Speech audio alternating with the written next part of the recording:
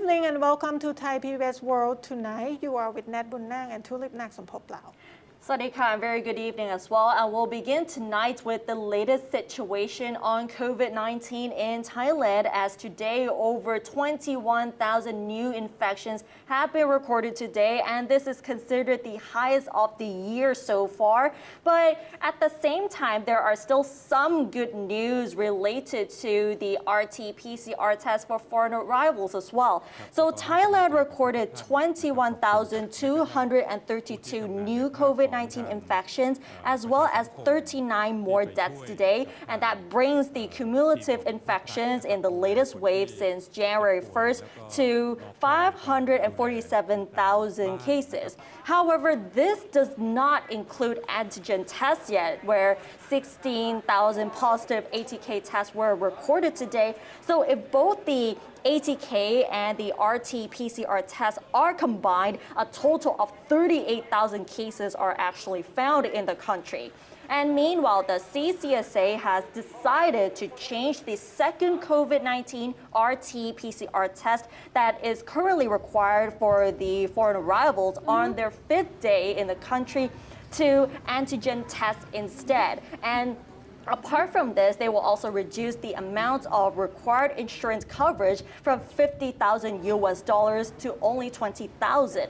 On this matter, Public Health Minister Anutin Chanvirakul said that the average cost for the treatment of a COVID-19 patient in a private or a state hospital in Thailand is about 300,000 baht, including those in a severe condition. He also explained that the original reason for the requirement of $50,000 insurance coverage for the arrivals was because most of the COVID-19 cases back then were actually being imported at the time. But the situation has changed already because most of the infections are local transmissions. And speaking of the infection rate, the infection rate among arrivals is just around 1 in every 1,000 arrivals. And he also said that the CCSA's decision to reduce the insurance coverage requirement is to reduce the financial burden on travelers who wish to come to Thailand, either for business or tourism,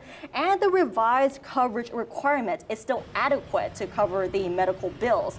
He also said that the CCSA has decided to opt for a rapid antigen test for the second sandbox scheme, as it helps revive the country's economy that is heavily reliant on tourism. And at the same time, the spokesperson said that it is the success of all these sectors which collaborated to gain the confidence of the international tourists. However, he said that the Prime Minister insists that all parties should still comply and reinforce the preventive measures against COVID-19.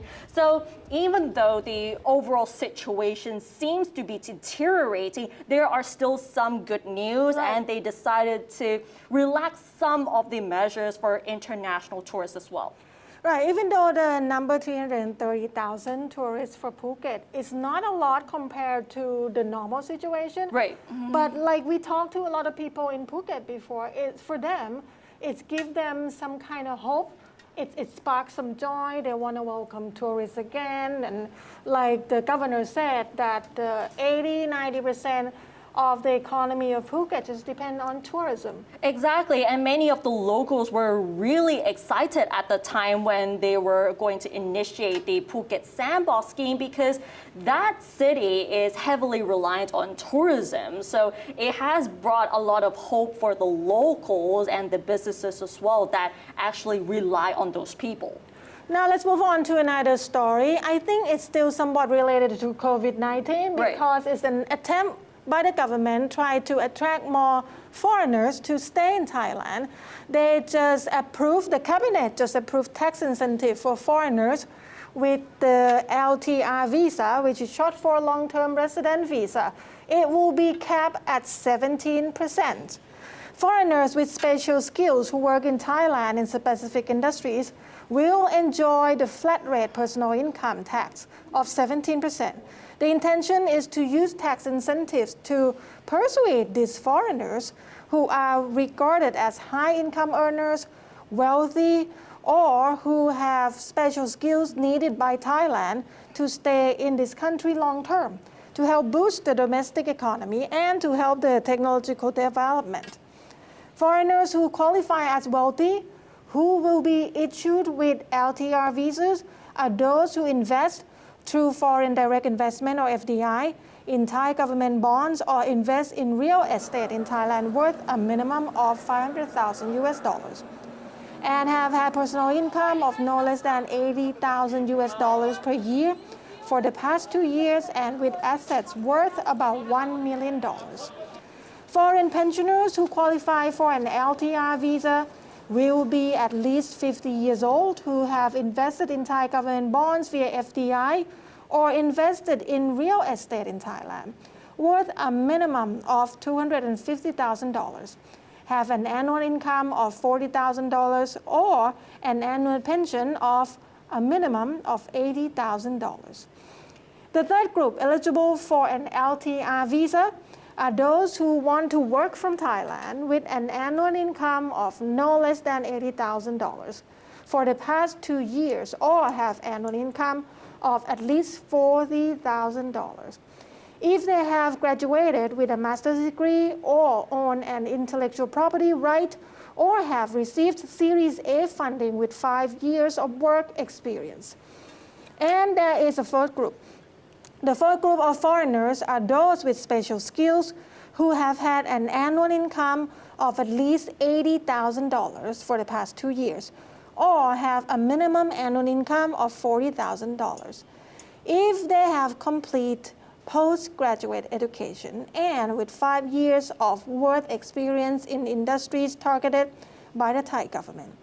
The National Economic and Social Development Council projects that this tax incentive scheme will attract as many as 1 million foreigners to stay in Thailand for a long-term period. 1 million is a lot. Yep. And I would say that people that have high income, most of them will have some kind of business or something elsewhere. Right. And for people that can work from home, it's very specific in industry. It's only some certain job that they can do remotely. Right, so this is definitely really interesting, the incentives in terms of attracting wealthy foreigners into Thailand, which can actually help boost the country's economy as well.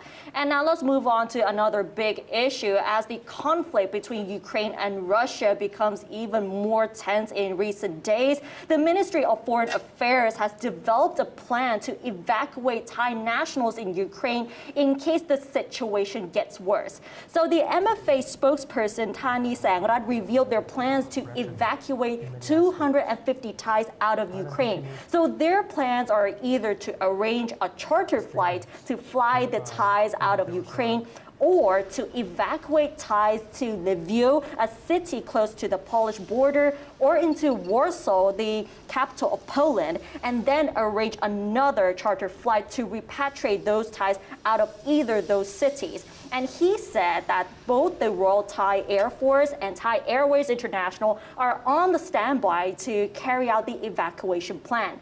And in the meantime, Thani said that the Thai embassy in Warsaw has set up a line chat group to aid communication with the Thais still living in Ukraine and their employers, adding that the embassy is keeping an eye on the situation there in order to provide immediate help if the situation gets worse. And for the time being, he said that none of the Thais have been expressing their wish to return to Thailand. However, he said that embassy officials in Poland are in talks with some of the Thais whose employment contracts are to expire in the next couple of months as to whether any of them would like to return home, as the situation between the two countries, Ukraine and Russia, becomes tense. And we have to admit, if we've been following the international news, eyes are all on Ukraine and Russia at the moment, and many of the countries have put sanctions on Russia already.